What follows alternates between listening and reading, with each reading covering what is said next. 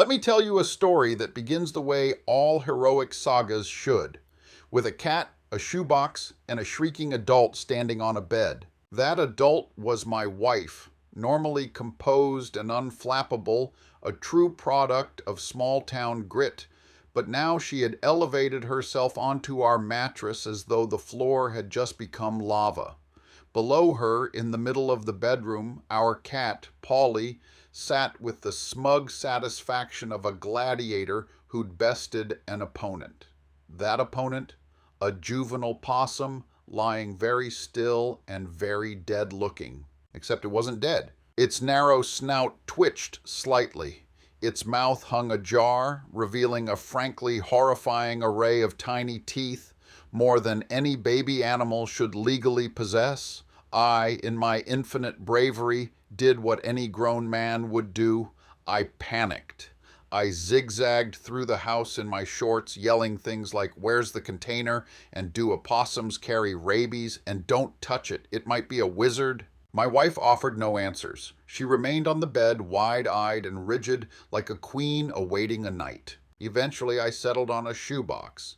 Not just any shoebox. It was the shoebox she had just planned to use for returning a pair of casuals she swore were a quarter size too small. "Don't use that!" she yelled from her perch. "Do you want the possum in the closet or a refund?" As fate would have it, I didn't get a choice. By the time I returned to the room, shoebox in hand and strategy in mind, our possum pal had vanished. Polly had chased it away and then lost interest, and he was licking his paws. The air smelled faintly of panic and expired courage. Then came a sound, a faint rustle, a whisper of fabric on fur. I turned to see the closet door slightly ajar.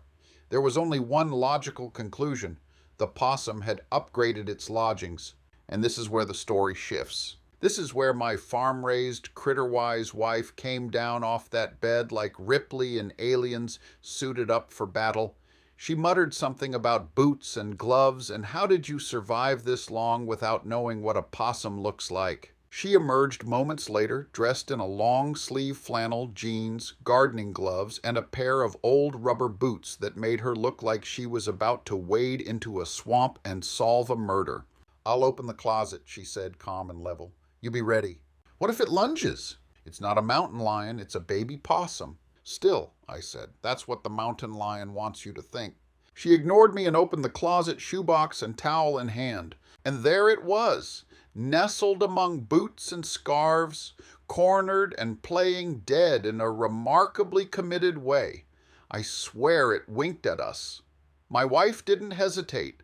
With the calm of someone who'd once raised a dog back to life and saved a cat from sinking into despair, she reached in. What followed was an elegant pas de deux of wild animal management. She used her gloved hand like a shepherd's crook, herded the possum gently toward the opening and then to the shoebox, spoke to it in low tones like it was a skittish toddler or a drunk raccoon.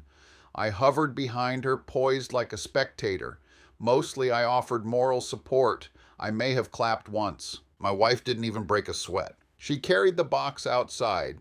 It was a quiet walk, the kind you take after escaping a minor natural disaster or watching a Nicolas Cage movie. She opened the lid and studied it for a while, then left it near the trees. And just like that, it seemed over.